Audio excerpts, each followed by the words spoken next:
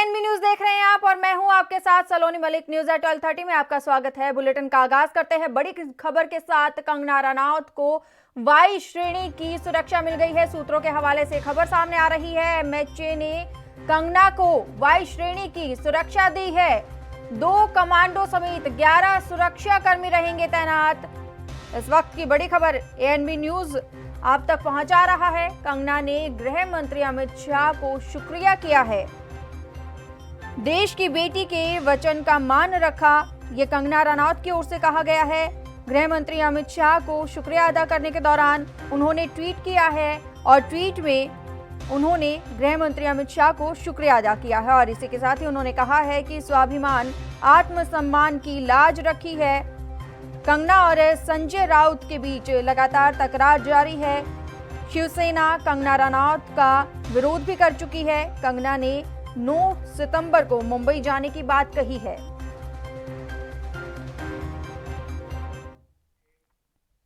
बॉलीवुड अभिनेत्री कंगना रनौत को केंद्रीय गृह मंत्रालय की तरफ से वाई श्रेणी की सुरक्षा दी गई है। इस पर उन्होंने गृह मंत्री अमित शाह को धन्यवाद कहा।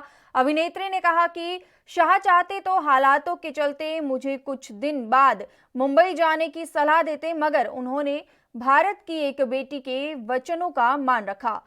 अभिनेत्री ने ट्विटर पर कहा, ये प्रमाण है कि अब किसी देशभक्त आवाज को कोई फांसीवादी नहीं कुचल सकेगा। मैं अमित शाह जी का आभार व्यक्त करती हूँ। वो चाहते तो हालातों के चलते मुझे कुछ दिन बाद मुंबई जाने की सलाह देते, मगर उन्होंने भारत की एक बेटी के वचनों का मान रखा, हमारे स्वाभिमान और आत्मसम्मान की लाज रखी। जय हिंद।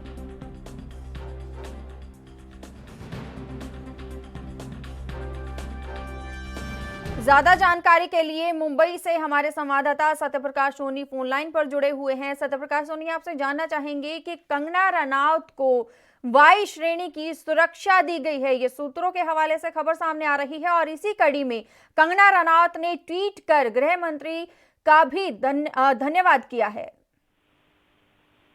जी देखिए, जाहिर तौर पे जिस तरह से कंगना रनौत को वाई श्रेणी की सुरक्षा दी गई है और खुद केंद्रीय गृह मंत्री अमित शाह ने सुरक्षा मुहैया करवाई है, जिसको लेकर कंगना रनौत ने अपने ट्वीट में कहा है कि धन्यवाद मंत्री महोदय जी, आपने एक बेटी की लाज रख ली, मेरी इज्जत स्वाभिमान की रक्षा कर दी थी। जाहिर तौर पे उन्होंने जय हिंद भी कहा है, तो जाहिर तौर पे कहीं न कहीं उन्होंने धन्यवाद दिया है। लेकिन उनका क्या होगा, जो राज्य सरकार की नेताओं की तरफ से तमाम कंगना रनौत को तमाम तरह के बयान दिए, मुंबई नहीं आने की नसीहत दी है, जबड़ा तोड़ देने की नसीहत दे डाली है, उनको अब तो जवाब देना पड़ेगा। जी सत्यप्रकाश सोनी, ऐसे में जो एक राजनीतिक मोड़ ये मामला लेता जा रहा है, कंगना रनौत और संजय राउत में लगातार तकरार जारी है, ऐसे में क्या ये मुद्दा और गंभीर हो जाता है?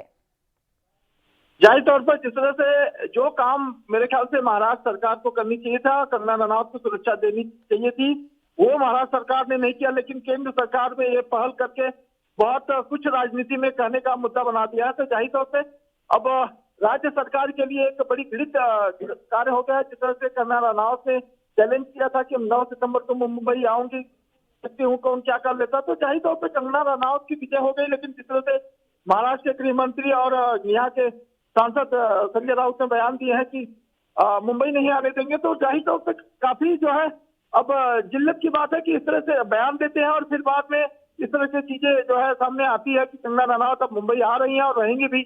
जी सत्यप्रकाश सोनी, आपसे जानना चाहेंगे कि लगातार जिस तरीके से मुंबई पुलिस पर और महाराष्ट्र सरकार पर सवाल उठाए जा रहे थे, ऐसे में वाई सुरक्षा जो प्रदान की गई है वाई श्रेणी की कंगना रनौत को, क्या पलीता लगता हुआ यहाँ पर नजर आ रहा है महाराष्ट्र सरकार और मुंबई पुलिस पर? देखिए, मुंबई पुलिस और महाराष्ट्र सरकार पर जब से सुशांत का मामला चल रहा है तब से लगातार पलीता देखने को मिल रहा है। लगातार मुंबई पुलिस और राज्य सरकार जो है तमाम जो है विवादों में घिसती चली है, चाहे वो सुशांत मौत की जांच की बात किया जाए या ड्रग्स एंगल की बात की जाए या फिर नेताओं की टिप्पणी करने की बात करें, तो लगातार घिसते हुए नजर आ रहा है। ऐसे में जिस तरह से कंगना रनौत को शुरुआती दौर में महज जो है एनसीबी की जो मदद करने के तौर पर सुरक्षा मांगी थी, उन्होंने कहा था कि अगर मुझे सुरक्षा दी जाती है तो बॉलीवुड में तमाम जिस तरह से ड्रग्स का जाल फैला हुआ है, ड्रग्स की कारोबारी है, उनका मैं खुलासा कर सकती हूँ, उसको लेकर उन्होंने बात कही थी। लेकिन उसको न समझते हुए जिस तरह से महाराष्ट्र सरकार के उन दोनों नेताओं ने तमाम तरह के बयान दिए, वो जाहिर तौर पर निंदनीय है, ऐसे नहीं होना चाहिए। लेकिन जिस तरह से केंद्र सरकार ने अब उनको वायु श्रेणी की सुरक्षा दे दी है, कहीं न कहीं इनकी इज्जत का और फलीदा हो गया है। सत्यप्रकाश सोनी, आपसे जानना चाहेंगे कि लगातार जिस तरीके से सुशांत सिंह राजपूत केस में भी महाराष्ट्र पुलिस पर सवाल उठते रहे हैं, लेकिन ऐसे में महाराष्ट्र के गृह मंत्री की ओर से भी ये बयान दिया गया है कि महाराष्ट्र पुलिस जो है वो हमेशा ही तत्परता से काम करती आई है, निष्ठा से काम करती आई है। उनकी ओर से भी ये बयान दिए जा रहे हैं। देखिए, कंगना रनौत अपनी बातों के लेकर हमेशा से अडिग रहती है, एक बार जो करती है उससे कायम रहती है। तो जाहिर तौर पर कंगना रनौत का काम है और वो एक्ट्रेस है, और एक्ट्रेस के अलावा भी एक भारत की बेटी है, महाराष्ट्र की जो है एक सिरमौर है। तो जाहिर तौर पर उनकी सुरक्षा करना या उनको इस तरह से स्टेटमेंट देना जाहिर तौर पर गलत माना जाएगा और गलत है। इस तरह से लोग तमाम राज्य सरकार का, मुंबई पुलिस के तमाम शिक्षा लेकर कर रहे हैं, वो कहीं न कहीं बिल्कुल सत्यप्रकाश सोनी, अब देखना होगा या कंगना रनौत और संजय राउत के बीच ये जो जुबानी जंग है वो क्या मोड़ लेती है। बहुत बहुत धन्यवाद हमारे साथ जुड़ने के लिए और ये तमाम जानकारी देने के लिए। बॉलीवुड अभिनेता सुशांत सिंह राजपूत के मामले को लेकर अपने बयानों से सुर्खियों में आई फिल्म अभिनेत्री कंगना रनौत की सुरक्षा बढ़ा दी गई है। मुख्यमंत्री जयराम ठाकुर ने रविवार को कहा कि उन्होंने इस बारे में डीजीपी को आदेश जारी कर दिया है।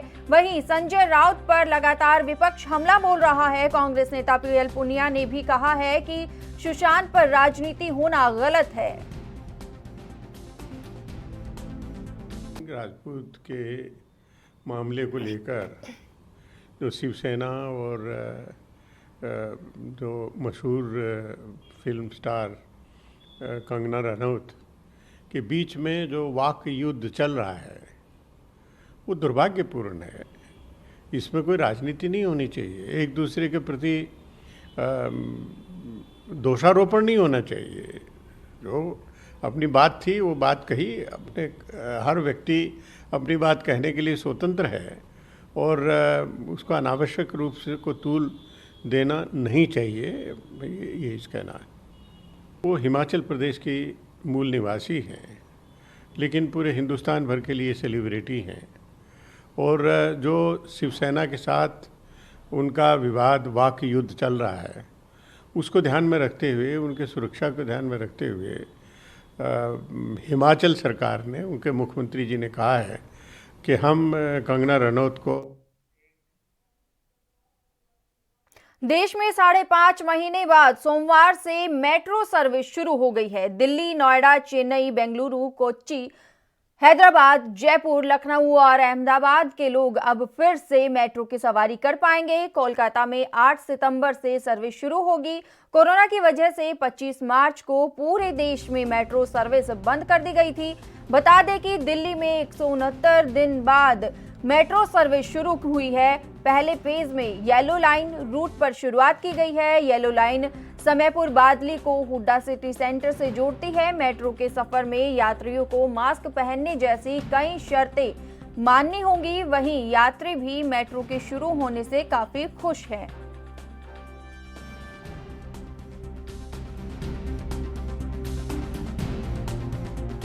हर्ष का विषय हो गया है, जितने 5 महीने बाद जो अब मेट्रो को दोबारा से चलाया जा रहा है, ऐसे लग रहा है कि मुझे कितने सालों के बाद इस मेट्रो को फिर से चालू किया जा रहा है। बड़ी खुशी है मुझे आज कि मैं 5 महीने जो ऑफिस गया अपनी स्कूटी से, अपनी बाइक से रेगुलर गया, और अब मैं जब मेट्रो से जा रहा हूँ बड़ा सुकून महसूस कर रहा हूँ। प्रॉब्लम्स फॉर ड्यूटी है ना, बट अभी अब आज से रिज्यूम कर रहे हैं तो कुछ प्लस भी है माइनस भी है, बिकॉज सब लोगों को वैसे तो पता है कि कैसे ट्रैवल करना है, सोशल डिस्टेंसिंग मेंटेन करना है, सैनिटाइजेशन करना है, हैंड सैनिटाइजेशन, मास्क यूज करना है, बट देखो अभी क्या है, सब लोग वो फॉलो करते हैं वो भी डिपेंड करता है, because everybody is responsible for not only for her or himself but for others also.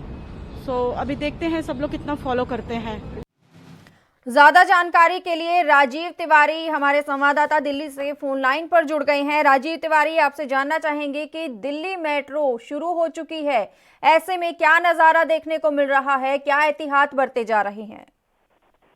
देखिए, जिस तरीके से दिल्ली मेट्रो यानी कि 7 सितंबर से यानी कि आज से स्टार्ट की गई है, तो कहीं न कहीं लोगों को खुशी जरूर है, क्योंकि काफी लंबे समय के बाद मेट्रो सेवाएं दोबारा स्टार्ट हुई हैं। लोगों को उत्साह था पहले ही मेट्रो सेवाएं शुरू कर दी जाए, तो कहीं ना कहीं जरूर है कि हाँ, दिल्ली की जनता थी वो चाहती थी कि जो मेट्रो।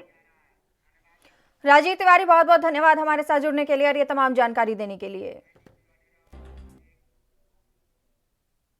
देश में 5.5 महीने बाद आज से मेट्रो सर्विस शुरू हो गई है। दिल्ली, नोएडा, चेन्नई, बेंगलुरु, कोच्चि, हैदराबाद, जयपुर, लखनऊ और अहमदाबाद के लोग अब फिर से मेट्रो की सवारी कर पाएंगे। वहीं कोलकाता में 8 सितंबर से सर्विस शुरू होगी। कोरोना की वजह से 25 मार्च से पूरे देश में मेट्रो सर्विस बंद कर दी गई थी। वहीं अब आपको बता दें कि दिल्ली में 169 दिनों बाद मेट्रो सर्विस शुरू हुई है।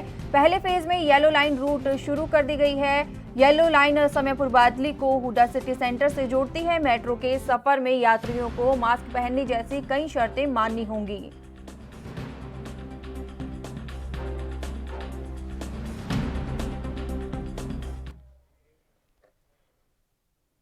राष्ट्रीय शिक्षा नीति पर राज्यपालों के सम्मेलन को प्रधानमंत्री नरेंद्र मोदी वीडियो कॉन्फ्रेंसिंग के माध्यम से संबोधित कर रहे हैं। इस दौरान पीएम ने कहा है कि कई नई शिक्षा नीति देश के युवाओं को भविष्य की आवश्यकताओं के मुताबिक शिक्षा और स्किल दोनों मोर्चों पर तैयार करेगी। राष्ट्रपति रामनाथ कोविंद और शिक्षा मंत्री रमेश पोखरियाल निशंक भी सम्मेलन में शामिल हैं। शिक्षा मंत्री की ओर से आयोजित इस कार्यक्रम का विषय उच्च शिक्षा के क्षेत्र में बदलावों में राष्ट्रीय शिक्षा नीति 2020 की भूमिका रखा गया है। इसमें सभी राज्यों के शिक्षा मंत्री, विश्वविद्यालयों के कुलपति भी भाग लेंगे।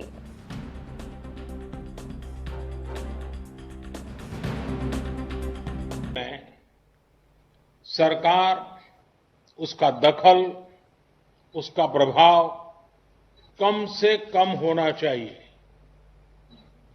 शिक्षा नीति से जितना शिक्षक जुड़े होंगे, अभिभावक जुड़े होंगे, छात्र छात्राएं जुड़े होंगे, उतना ही उसकी प्रासंगिकता।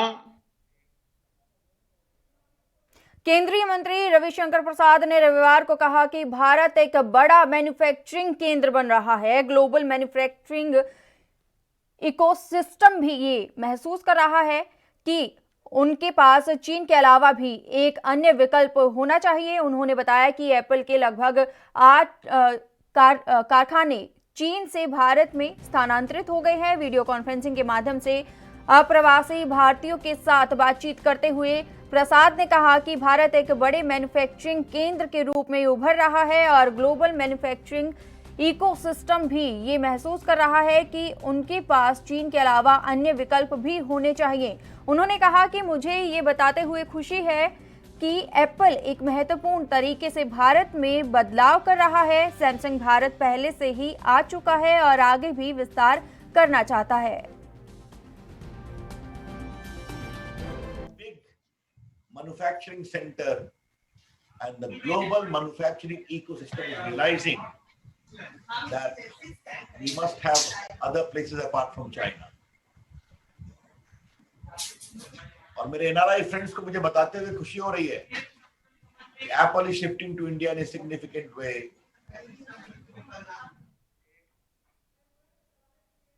यहाँ रुकते हैं एक छोटे से ब्रेक के लिए, जल्द हाजिर होंगे।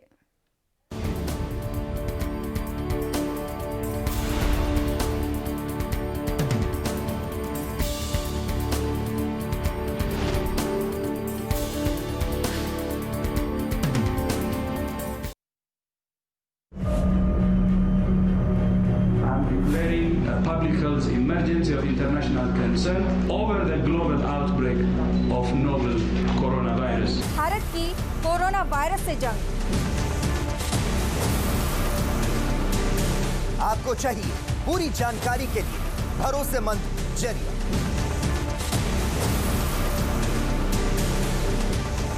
जानकारी जो अफवाहों पर ना हो। 24 घंटे 7 दिन लगातार सिर्फ ANB न्यूज पर।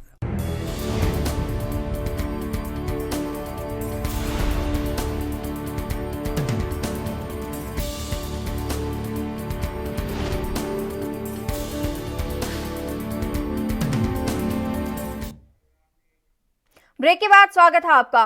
कांग्रेस और बीजेपी में वार पलटवार का दौर जारी है। वहीं अर्थव्यवस्था पर घिरी मोदी सरकार के खिलाफ कांग्रेस नेता राहुल गांधी ने मोर्चा खोल दिया है। गिरती जीडीपी पर राहुल गांधी सरकार की अर्थव्यवस्था नीतियों को जिम्मेदार ठहरा रहे हैं। रविवार को उन्होंने मोदी सरकार को जमकर घेरा। अब राहुल गांधी के वार पर पलटवार करते हुए केंद्रीय मंत्री मुख्तार अब्बास नकवी ने कहा है कि जनता ने कांग्रेस की वोटबंदी कर दी है। और क्या कुछ कहा उन्होंने, सुनाते हैं आपको।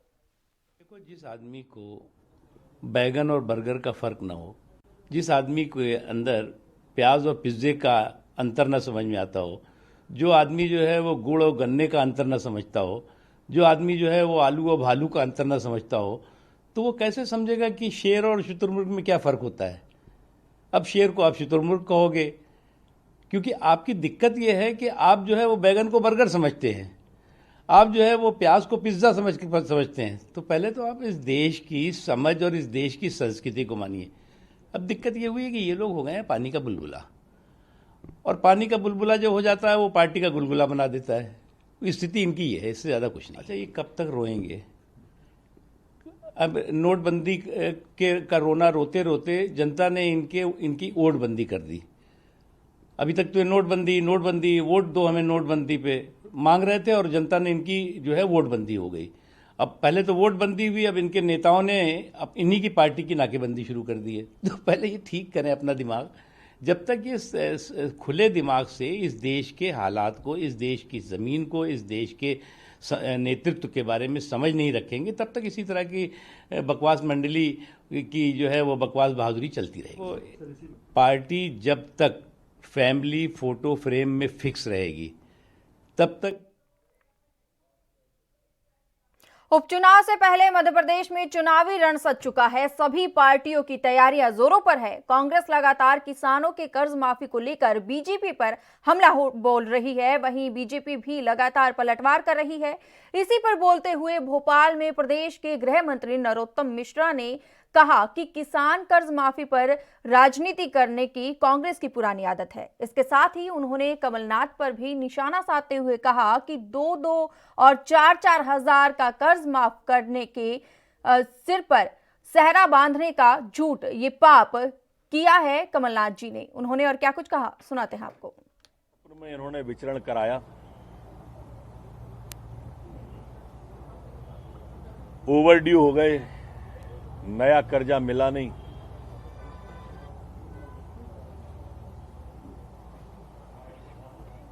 उसके ऊपर ट्वीट नहीं करते कभी ये नहीं ट्वीट किया कि हमने और हमारे नेता राहुल गांधी ने झूठ बोला था 10 दिन में 2 लाख के कर्जे का और हम नहीं कर पाए। किसान को धोखा देना, इस हाल में लाना और उसके ऊपर राजनीति करना, सच में देखिए, मैं बात हमेशा इस कर्जा माफी को लेके मैं उस घोषणा पत्र की करता हूं जो कांग्रेस ने जारी किया था। मैं हमेशा बात करता हूं जो राहुल गांधी जी का भाषण है, जो आप सबने हमें दिखाया था टीवी के माध्यम से, प्रिंट और इलेक्ट्रॉनिक के माध्यम से, सोशल मीडिया के माध्यम से, वो आज भी जीवित है, जिसमें 10 दिन में 2 लाख का कर्जा माफ का इन्होंने कहा था। ये 1.5 लाख बता दें, ये 1 लाख बता दें, ये 50,000 बता दें, 2-2, 4-4 हजार कर्जा माफ करके अपने। मुख्यमंत्री योगी आदित्यनाथ ने सोमवार को यूपी के गोरखपुर में कोविड अस्पताल का लोकार्पण किया। बता दें कि सीएम ने गोरखपुर के बीआरडी मेडिकल कॉलेज में 300 बेड के नए कोविड-19 अस्पताल और 500 बेड के बाल रोग चिकित्सालय का उद्घाटन कर दिया है। इसके साथ ही सीएम ने BSL level 3 lab, guest house और 100 सीटेड बॉयज हॉस्टल का भी उद्घाटन किया है।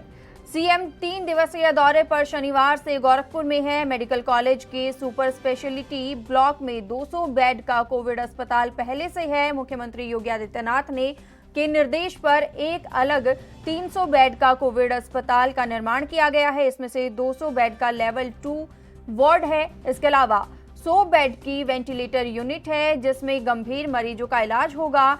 इसका संचालन शुरू होने के साथ ही बीआरडी में कोरोना वार्ड के बेड की संख्या 500 हो गई है।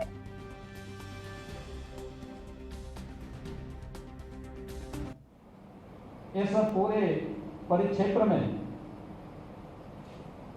गोरखपुर और बस्ती कमिश्नरी के अंदर लेवल 3 का एकमात्र हॉस्पिटल बीआरडी मेडिकल कॉलेज का सुपर स्पेशलिटी ब्लॉक था। उसमें केवल 200 बेड्स थे। 200 बेड्स में से हमारे पास केवल 20 आईसीयू बेड थे। आज हमारे पास बीआरडी मेडिकल कॉलेज में 70 आईसीयू बेड्स हैं केवल कोविड के लिए, और आज एक साथ यहां पर हम 300 बेडेड जो कोविड हॉस्पिटल यहां पर उपलब्ध करा रहे हैं, इसमें 100 केवल आईसीयू बेड दिए जा रहे हैं, 200 आइसोलेशन बेड्स दिए जा रहे हैं। यानी इसकी क्षमता को कई। बिहार के मुख्यमंत्री और जनता दल के अध्यक्ष नीतीश कुमार आज वर्चुअल रैली को संबोधित करेंगे। इस वर्चुअल रैली के जरिए ही नीतीश चुनावी शंखनाद करेंगे। हालांकि आरजेडी वर्चुअल रैली को लेकर जेडीयू पर हमलावर है और नीतीश कुमार से एक्चुअल काम बताने की मांग कर रही है। आरजेडी सुप्रीमो लालू प्रसाद यादव ने सोमवार को ट्वीट करते हुए कहा कि 15 सालों में क्या क्या काम किया दिखाओ, वर्चुअल नहीं एक्चुअल में बताओ। इस ट्वीट से लालू ने एक कार्टून भी शेयर किया है। इस कार्टून में नीतीश कुमार को चुनावी चूर्ण बांटते हुए दिखाया गया है।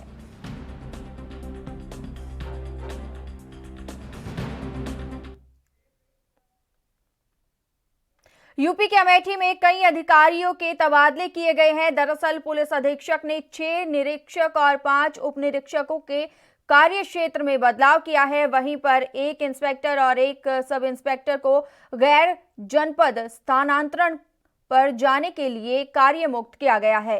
एक तरफ जहां गोरीगंज कोतवाली प्रभारी रहे देवेश कुमार को गैर जनपद के लिए कार्य मुक्त किया गया है। इंस्पेक्टर अवधेश कुमार यादव को मुसाफिर खाना कोतवाली प्रभारी से हटाकर क्राइम ब्रांच भेजा गया है।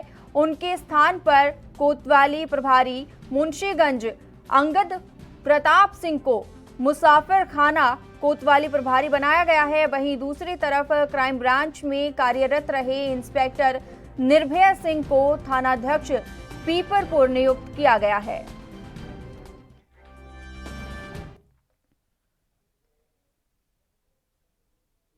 राजधानी दिल्ली में सोमवार को पेट्रोल के दामों में किसी तरह का बदलाव देखने को नहीं मिला। दिल्ली में पेट्रोल की कीमत 82 रुपये 8 पैसे प्रति लीटर पर है। हालांकि डीजल के दामों में 11 पैसे की कमी देखने को मिली। शहर में 1 लीटर डीजल खरीदने के लिए आपको 73 रुपये 16 पैसे प्रति लीटर की दर से भुगतान करना होगा।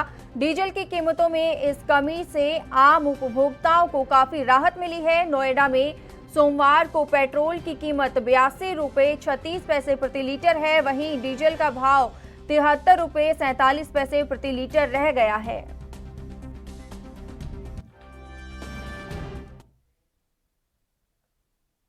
इस बुलेटिन में मेरे साथ इतना ही। देश और दुनिया की तमाम खबरों के लिए बने रहिए एएनबी न्यूज के साथ। नमस्कार।